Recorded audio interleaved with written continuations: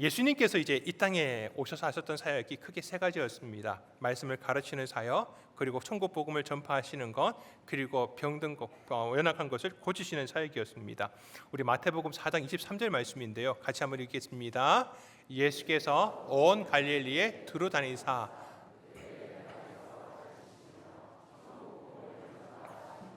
백성 중에 모든 병과 모든 약한 것을 고치시니.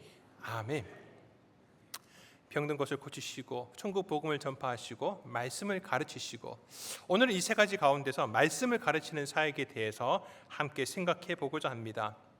우리가 이제 가르침이 있는 곳, 또 배움이 있는 곳 하면 가장 먼저 떠오르는 것이 학교일 겁니다. 제가 이제 고등학교 다닐 때 저희 고등학교의 교장 선생님께서는 참 특별한 분이셨습니다. 제가 이제 영어 예배부 들어갔을 때 막 박수 쳤다 그랬잖아요. 제 고등학교에 때에 그 교장 선생님도 그랬습니다. 교장 선생님이 아침 조회를 위해 가지고 전체 이제 학생들 조회할 때에 나타나시잖아요. 그러면 학생들이 자리에 앉았다가도 자발적으로 일어납니다. 일어나 가지고 교장 선생님을 향하여서 막 와 그러면서 뜨거운 박수를 쳐주는 거예요. 그 자리에 앉을 때까지. 그 자리에 앉을 때까지. 이유는 뭐 조금 이따가 설명해 드리는 그 한 가지랑 또 한 가지 가장 큰 이유가 되겠죠. 이 교장 선생님은 훈화 말씀이 절대 1분을 넘지 않으셨습니다. 특별한 분이셨습니다. 근데 교장 선생님께서요, 오늘 교장 선생님들은 그렇지 않습니까? 따로 수업이 있으신 건 아닙니다. 그런데 이제 과목 수업 하시는 선생님들에게 양해를 구하시고 가끔씩 이제 아이들 반에 들어가셔서 1시간 수업을 해주신 때가 있습니다. 좀 특별한 수업이죠. 고등학교 3년 동안에 대부분의 반들이 한 번 정도 교장 선생님의 수업을 듣든지 종종 이제 2번 들어오신 경우도 있었습니다. 이 수업을 들어오시게 되면은 먼저 이제 첫인사니까 가까이서 첫인사하는 거니까 이런저기 이제 가까운 이야기들을 하십니다. 그러다가 이제 본격적인 수업 내용에 들어가시게 되면은 가장 먼저 학생들에게 질문을 합니다. 전체에게 질문하지 않으시고요, 맨 앞에 앉아 있는 아이들에게 먼저 질문을 하십니다. 항상 선생님들이 가지고 다니시는 지휘봉 있잖아요. 지휘봉을 딱 들고서 앞에 있는 애들을 딱 가르치면서 이렇게 질문을 하십니다. 제가 이제 대구 경상도니까 경상도 사투리로 이렇게 물어보십니다. 니는 뭐 하려고 학교 다니노? 니는 뭐 하려고 학교 오노? 그렇게 물으시는 거예요. 질문받은 학생은 이 질문이 너무 당연하다라는 생각이 들어서 짧게 얘기를 합니다. 교장 선생님 바라보면서 너무 자신 있게 공부하려고 해. 그러면은 교장 선생님이 가지고 있던 지휘봉 가지고 머리를 탁 때리십니다. 틀렸다라는 거죠. 아니 그것 말고 뭐 다른 대답이 있겠습니까? 이제 아이들이 이제 긴장하기 시작을 합니다. 교장 선생님이 그 옆에 있는 학생을 가리키면서 야, 네 옆에 니는 뭐 하려고 학교 나오노? 그러니까 이 아이가 우리 반에서 1, 2등 하던 애였거든요.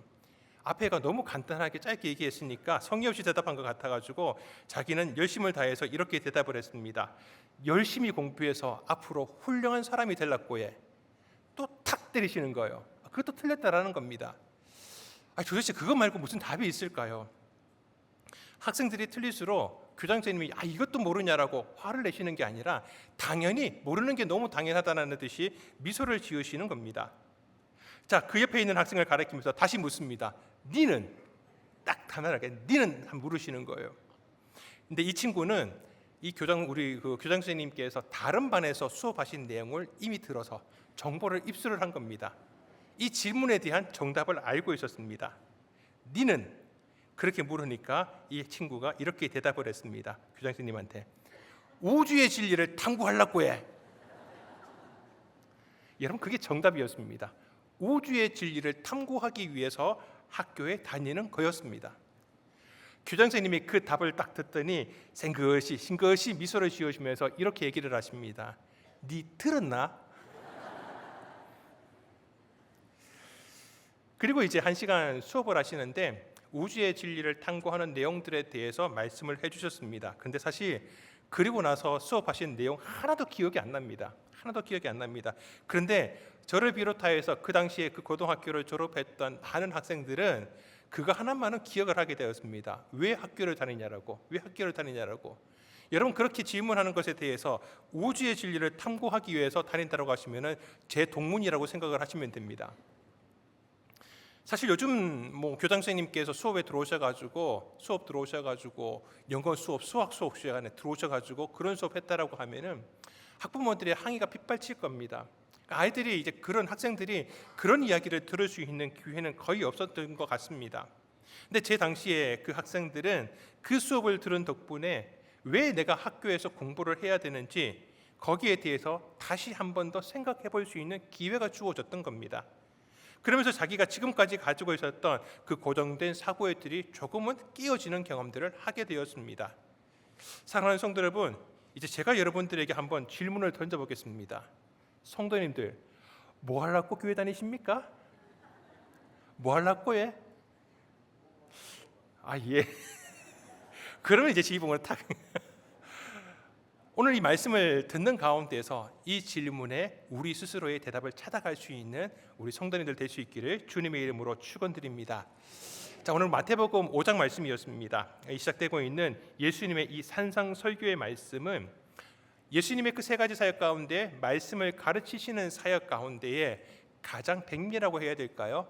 5장, 6장, 7장에 있는 이 산상 설교는 예수님의 가르침에 대한 핵심적인 내용이었습니다. 마치 누군가가 예수님에게 이렇게 질문을 한 것처럼, 예수님께서는 이 땅에 오셔서 우리 지금 사람들한테 회개하라, 천국이 가까이 왔느니라고 말씀하셨는데, 그러면은 그 천국, 하나님 나라의 백성으로 살아간다는 것은 무엇을 말하는 것입니까?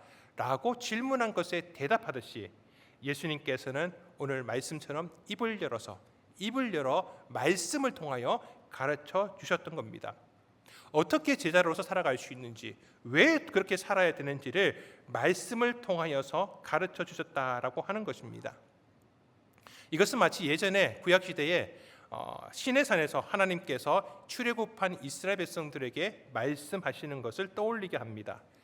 출애굽한 이스라엘 백성들도 그 시내산 광야에 모여가지고 하나님의 말씀을 듣게 되었습니다. 하나님께서는 산 위에 구름 연기가 빽빽한 가운데 음성으로 그들 가운데 나타나셨습니다. 말씀으로 나타나신 것이죠. 그런데 백성들이 너무 두렵습니다. 하나님께서 직접적으로 말씀하시는 것이 너무 무섭고 두렵습니다.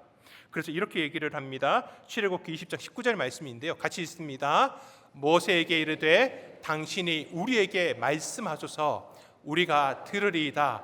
하나님이 우리에게 말씀하시지 말게 하소서, 우리가 죽을까 하나이다. 아멘. 하나님의 그 영광의 임재 가운데서 모든 백성들이 두려워 떨고 있었습니다. 조금만 더 하나님께 가까이 갔다가는 자기가 죽을 것 같습니다. 왜입니까? 그들은 죄인이기 때문에 그렇습니다. 더러운 죄인이기 때문에 거룩하신 하나님 앞에 서는 것 자체가 너무 두렵습니다. 죽음의 공포가 올 만큼 너무 무섭습니다. 그래서 하나님께서 직접 자신들에게 말씀하지 않도록 모세를 통하여서 그 말씀, 하나님의 말씀을 전해 듣겠다라고 그렇게 부탁을 합니다. 백성들의 요구에 모세는 홀로 산 위에 올라가서 하나님이 가르쳐 주시는 말씀을 듣고, 그리고 산으로 내려와서 백성들에게 그 말씀을 가르쳐 주었던 것이죠. 여러분, 여기에서 산에서 하나님께서 말씀하셨다라는 것이 중요합니다. 이제 본문 가운데 마찬가지입니다. 예수님께서 무리들을 향하여서 말씀하시는 것이 마치 시내산에서 이스라엘 백성들에게 하나님께서 율법을 가르치시는 것과 똑같습니다. 우리 오늘 본문 말씀의 1절을 한번 같이 읽어보도록 하겠습니다. 1절입니다. 예수께서 무리를 보시고 산에 올라가 앉으시니 제자들이 나온지라. 아멘. 산상설교라고 하는 것이 산 위에서 하신 설교라는 것이죠. 말씀 자체를 예수님께서는 산에 올라가셔서 하셨던 것입니다. 많은 무리들이 예수님을 보기 위해서 몰려왔습니다. 5장 앞에 있는 4장 말씀을 보게 되면은 예수님께서 수많은 병자들을 고치시고 귀신을 내쫓고 하니까 사람들이 그 신기한 광경 때문에, 너무 신비로운 모습 때문에 수많은 사람들이 예수님께로 몰려왔습니다. 이제 그런 무리를 보시고 예수님께서는 산 위로 올라가신 겁니다. 그리고 무리 가운데 있었던 제자들이 예수님께 가까이 왔습니다. 마치 하나님께서 산 위에서 모세에게 말씀하신 것처럼 예수님께서 산 위에서 제자들에게 말씀하십니다. 무리들이 아니라 예수님께 가까이 온 제자들에게 이 말씀을 주시는 것입니다. 예수님의 가르치심에 대해서 그렇게 예수님을 따랐던 그 수많은 무리 모두가 그 말씀을 들은 것은 아니었습니다. 이것 또한 시내산 아래에 있었던 이스라엘 백성들을 생각하게 합니다. 시내산 위에서 모세는 하나님의 말씀을, 교훈, 율법을 듣고 있는 가운데서 무리와 같은 이스라엘 백성들은 그 가르치심에 대해서 마치 아무런 관심이 없는 것처럼, 그런 율법을 받을 만한 준비, 자세도 전혀 되어 있지 않는 모습을 보여줍니다.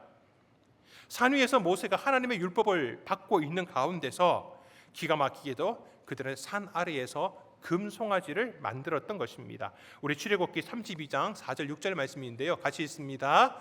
그들이 말하되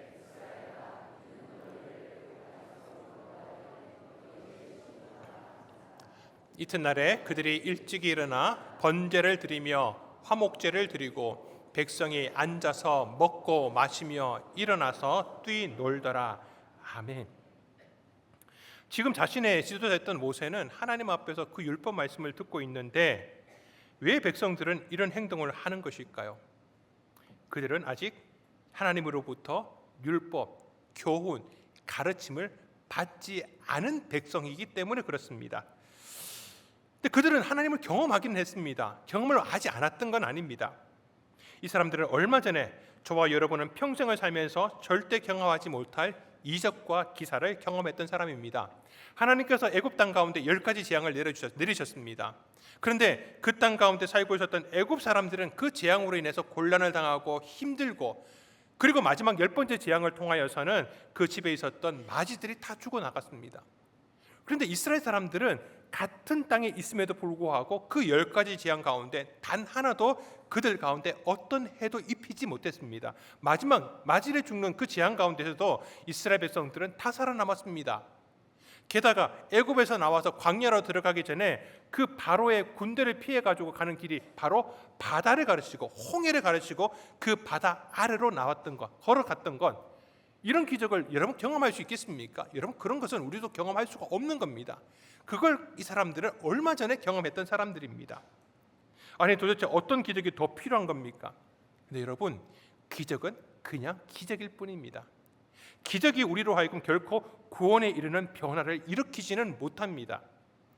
믿음은 들음에서 나는 거고요, 들음은 하나님의 말씀으로부터 오는 줄 믿습니다.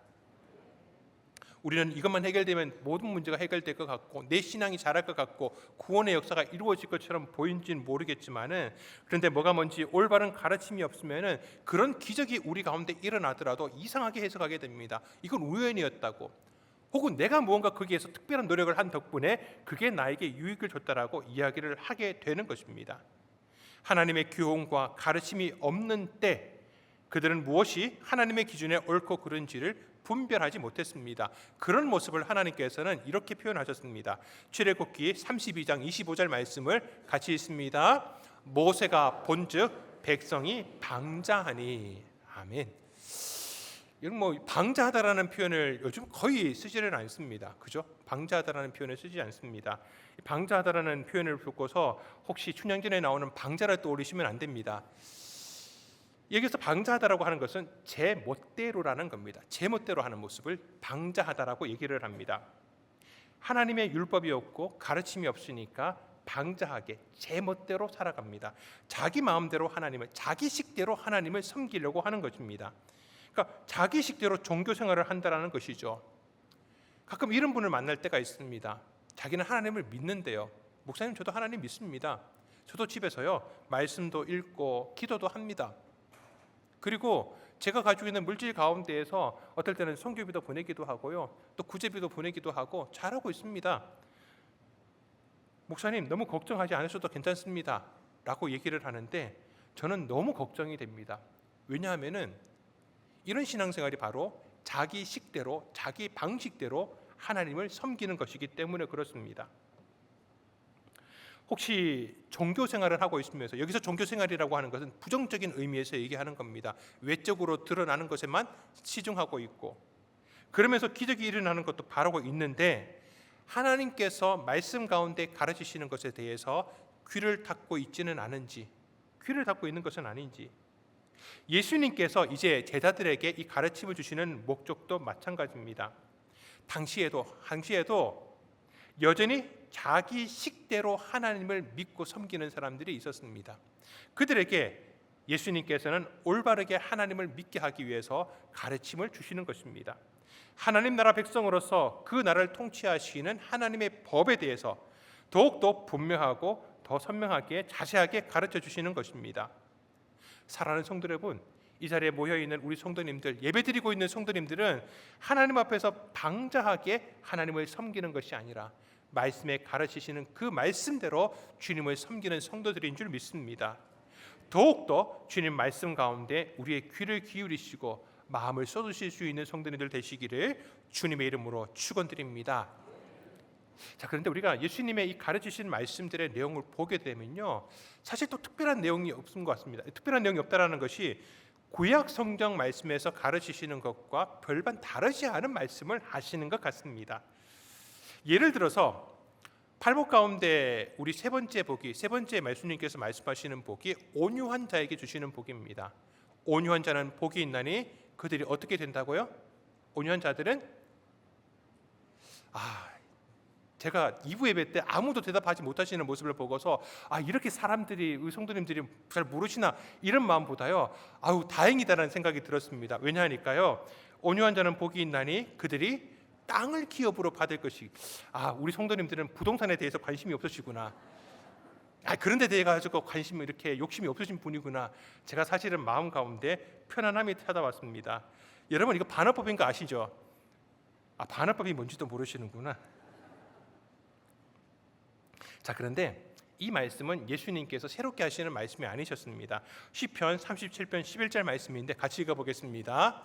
그러나 온유한 자들은 땅을 차지하며 풍성한 화평으로 즐거워하리로다. 아멘. 구약에 있는 말씀을 다시 예수님께서 하셨던 것입니다. 이 말이 무슨 말입니까? 예수님께서 가르치셨던 그 말씀이 전혀 새로운 것이 아니라는 겁니다. 구약 성경에서 모세와 선지자를 통하여서 하나님께서 하셨던 그 말씀들을 더 자세하고 분명하고 의미 있게 가르치고 계시는 것입니다. 또 그 말을 다시 한번 더 생각을 해보게 되면은 당시 유대인들이 이 말씀, 하나님의 가르침을 몰라서가 문제가 아니라는 겁니다. 몰라서 문제가 되는 것이 아니라 다른 데 문제가 있다라는 것이죠. 그 말씀들을 자기의 삶에 적용하는 데 있어서, 자기의 삶 가운데 살아내는 데 있어서 그들이 문제가 있었다라는 겁니다. 예수님께서는 그들은 너무 잘하셨습니다. 그래서 율법을 잘 알고 있었던 대제사장들, 바리새인들, 서기관들, 특별히 이 사람들을 향하여서 예수님께서 책망을 많이 하셨습니다. 그들을 책망하니까, 책망의 내용은 다시 말씀드리지만 하나님의 말씀대로 행하지 않는다라는 것이었습니다. 그들은 오히려 이 예수님의 말씀에 대해서 이렇게 책망하시는 것에 대해서 반합니다. 불편합니다. 이렇게 거북하게 느껴집니다. 그러니 예수님의 그 가르침에 대해서 이 사람이 율법을 폐하려고 한다, 율법을 부정하는 사람이라고 그렇게 이야기를 했습니다. 예수님께서 그러신 분입니까? 예수님께서 구약의 가르침을 부정하시는 분이십니까? 여러분, 그렇지 않습니다. 예수님의 가르침은 그 구약의 율법의 가르침을 더욱더 완전하게 가르치셨던 것입니다. 마태복음 5장 17절의 말씀입니다. 우리 한번 함께 읽겠습니다. 내가 율법이나 선지자를 폐하러 온 줄로 생각하지 말라.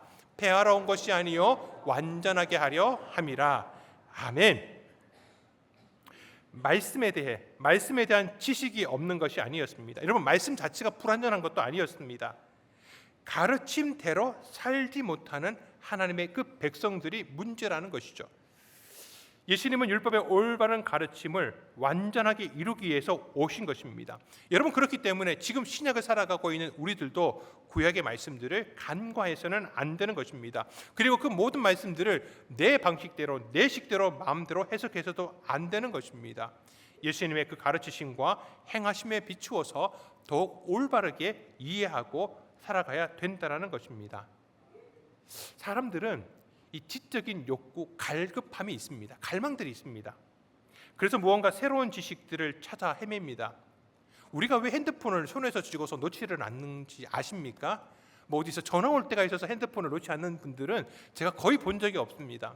거의 핸드폰을 들고 있는 것은 시시때때로 그 핸드폰을 열어가지고 무언가 검색을 하고 SNS를 찾아보면서 끊임없이 그걸 통해서 내가 지식을 얻고 정보를 얻기 위해서 핸드폰을 놓지 않는 겁니다. 자, 문제는 그것을 통해서 내가 얻는 것의 대부분은 세상적인 것입니다. 물질의 정욕과 안목의 정욕과 이 생의 자랑과 관련된 것이 대부분이라는 것이 문제라는 것이죠. 신앙에 대해서도 마찬가지입니다. 목사님, 저는 그런 거 보는 것이 아니라 말씀과 관련되는 것들을 봅니다라고 합니다. 그런데 순수한 믿음과 복음에 대한 갈구보다는 다른 목적으로 흘러갈 때가 종종 있는 것을 보게 됩니다. 그러면서 우리는 무언가 새롭고 신선한 것들, 자극적인 것들만 바라보고서 옛날 것들, 그런 것들을 고리타분하더라고 자꾸 내 마음에서 밀어낼 때가 많습니다. 그리고 항상 그런 새로운 것들, 자극적인 것들만 찾아 헤매죠. 이런 것들의 어떤 우리의 욕구들, 그러한 것들을 바라고 있는 욕구를 가장 잘 이용하는 데가 어디냐? 바로 이단들입니다. 이단들은 우리가 뭘 궁금해하는지 너무 잘 알고 있습니다. 그래서 그 궁금증을 가지고서 우리에게 접근을 하고 조금씩 다가와서 그들이 가지고 있는 잘못된 교리에 삼켜짐을 당하게 하는 거죠. 이단이라는 것이 다 다른 것이 아닙니다. 이단이라고 하는 것이 다를 이자에다가 끝단자입니다. 그러니까 끝이 다르다는 것이죠. 10개의 교리가 있는 가운데에서 모든 교리가 다 잘못된 게 아니라 9개는 똑같은 것 같아요. 그 사람들이 성경 공부하고 말씀을 가르치는 내용을 들으면은 내가 우리 목사님한테 설교 시간에 들은 내용하고 다른 게 아닌 것 같습니다. 똑같대요. 근데 마지막에 가서 다른 겁니다. 여러분이 이거 잘 분별하셔야 되는 겁니다. 그래서 이 시간에 빌어서 말씀을 드리면은 여러분, 교회 바깥에서 성경 공부하자라고 하면은 절대 가지 마십시오. 아무리 유익하고 좋다라고 아무리 얘기하더라도 여러분 절대 가지 않는 것이 좋습니다. 내가 거기에 이단에게 한 걸음 더 가까이 갈 수 있는 하나의 꼴모가 될 수 있기 때문에 그렇습니다. 다시 말씀드리지만은 말씀은 2000년 전이나 지금이나 크게 다르지 않습니다. 다른 것은 이 시대를 살아가고 있는 이 시대의 문화와 상황이, 사회가 다른 것이죠. 하지만 근본적으로 타락한 인간의 본성, 역사의 흐름은 수천 년이 지나 오늘의 시대와 그 시대가 다르지를 않습니다. 그래서 성경은 수천 년 전에 쓰여진 그림에도 불구하고 오늘을 살아가는 우리 모두에게 진리의 말씀으로 가르쳐주고 있는 것입니다. 사랑하는 성도 여러분, 그렇기 때문에 주님의 그 가르침은 그때나 지금이나 동일하게 우리 가운데에 능력을 베푸시는 줄 믿습니다. 우리의 삶을 변화시키게 되는 줄 믿습니다. 그 가운데 있는 우리의 삶의 모든 문제들을 그 말씀의 은혜와 능력으로 다 해결해 나가는 줄 믿습니다. 자, 그렇게 예수님께서 산상설교를 다 마치고 마셨을 때에 무리들이 예수님의 가르침에 대해서 놀랍다고 그렇게 반응을 합니다. 우리 마태복음 7장 28절에서 29절 말씀을 함께 읽습니다. 예수께서 이 말씀을 마치심에 무리들이 그의 가르치심에 놀라니 이는 그 가르치시는 것이 권위 있는 자와 같고 그들의 서기관들과 같지 아니함일러라. 아멘. 제자들에게 가르치셨는데 그 가르침이 점점 진행되면서 무리에게들까지 조금씩 번져 나갔던 것입니다. 무리들은 예수님의 그 가르치심에 놀람을 금하지 못했습니다. 당시 자신들에게 하나님의 율법을 가르치고 있었던 서기관들과 달랐기 때문입니다. 이유는 권위가 있었다라는 겁니다. 권위가 있었다라는 것은 그 말씀을 들을 때에 그 말씀과 가르침에 내가 순종해야 하겠다라고 하는 마음속에서 자발적으로 우러나오는 순종하는 마음이 있었다라는 것입니다. 사랑하는 성도 여러분, 우리가 예배 가운데 듣는 말씀 가운데에서 그런 순종의 마음을, 그 권위를 찾을 수 있기를 축원드립니다. 선포되는 말씀 가운데에서 나에게 주시는 말씀에 귀 기울이면서 어떤 말씀들은 내 입맛에 안 맞으니까 버리고 어떤 것들은 나에게 너무 좋으니까 받기만 하고, 그것이 아니라 모든 말씀이 나에게 주시는 약속의 말씀인 줄 알고서 주님, 내가 순종하겠습니다. 그 말씀대로 살아가겠습니다. 말씀의 권수 앞에서 늘 겸손할 수 있기를 주님의 이름으로 축원드립니다. 여러분, 가르침이 없으면 방자하게 됩니다. 내 멋대로의 신앙으로 흘러갈 수밖에 없습니다. 하지만 가르침 앞에 순종하면은 그 가르침에서 약속된 복이 있게 되는 것입니다. 여러분, 또한 그 가르침을 통해서 우리는 세상을 바르게 이해할 수 있습니다. 산에 올라가서 말씀을 듣는다라는 것, 그것은 구약으로 보자면은 하나님의 성전으로 들어가는 것을 얘기를 합니다. 시편 73편 말씀을 보면은 이 시편 기자는 현실 가운데 일어나고 있는 너무 부조리한 모습 때문에 안타까워합니다. 괴로워합니다. 자신은 하나님의 말씀대로 살아가는 가운데 곤란한 경우도 있고 어려운 경우도 있고 그 힘든 상황들을 꿋꿋하게 참고 견뎌나가는데 사실 나아진 게 하나도 없어요. 아무것도 좋아진 게 없습니다. 그런데 반대로 하나님을 무시하고 사람도 무시하고 자기 멋대로 살아가는 사람들이 더 떵떵거리면서 잘 나가는 것 같습니다. 그것 때문에 자기의 마음이 너무 힘듭니다. 이렇게 고백합니다. 시편 73편 12절 13절 같이 읽습니다. 볼지어다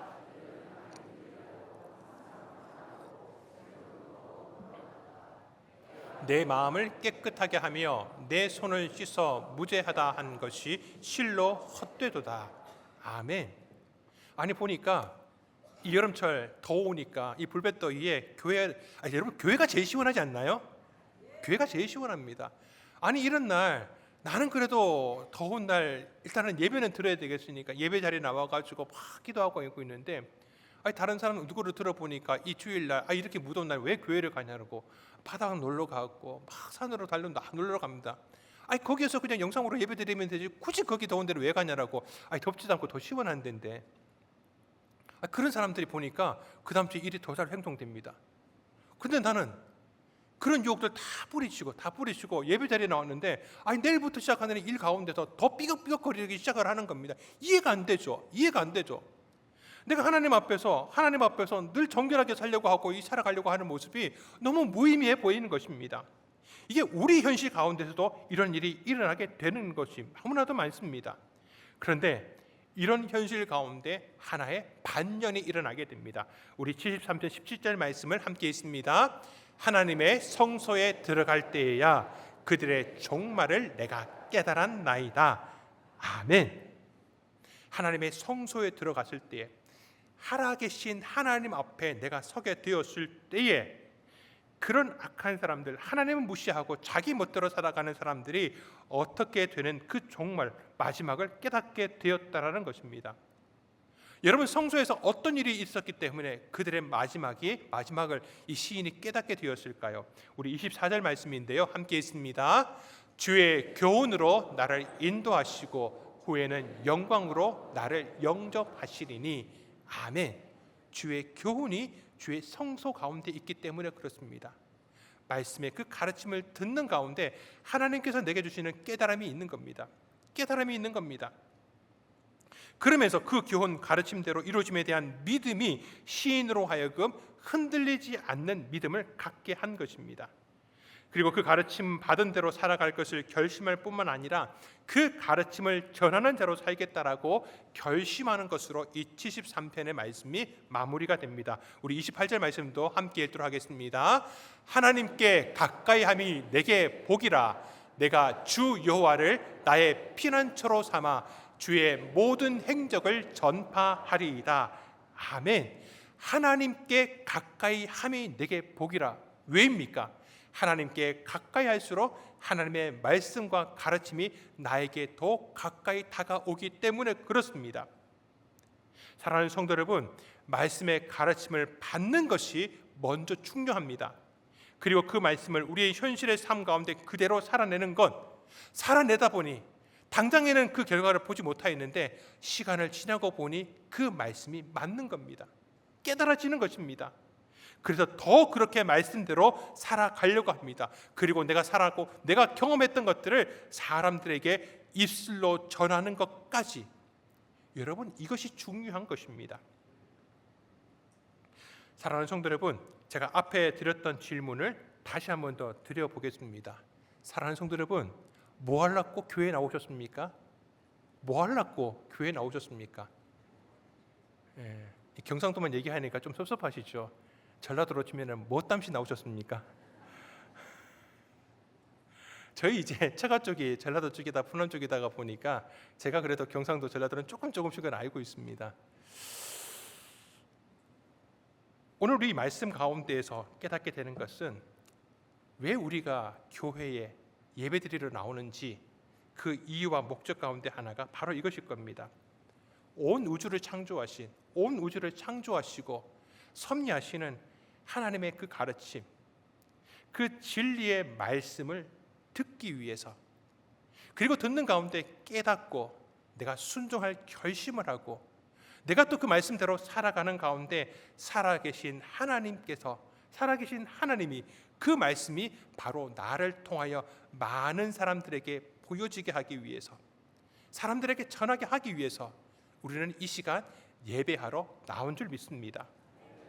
여러분, 그 사람을 향하여서 예수님께서는 지혜로운 자라고 합니다. 마치 집을 반석 위에 지은 사람들처럼 그 사람이 지혜롭다라고 말씀하고 계십니다. 우리 마태복음 7장 24절에서 27절 말씀을 같이 읽습니다. 그러므로 누구든지 나의 이 말을 듣고 행하는 자는 그 집을 반석 위에 지은 지혜로운 사람 같으리니 비가 내리고 창수가 나고 바람이 불어 그 집에 부딪히되 무너지지 이는 주추를 반석 위에 놓은 까닭이요 나의 이 말을 듣고 행하지 아니하는 자는 그 집을 모래 위에 지은 어리석은 사람 같으리니 비가 내리고 창수가 나고 바람이 불어 그 집에 부딪힘에 무너져 그 무너짐이 심하니라. 아멘. 사랑하는 성도 여러분, 가르치는 말씀을 우리의 삶 가운데 살아냅시로 말미암아 반석 위에 집을 지은 지혜로운 사람처럼 하나님의 은혜와 하나님의 역사하심과 그 축복의 은혜가 늘 풍성하시기를 주님의 이름으로 축원드립니다. 축원드립니다.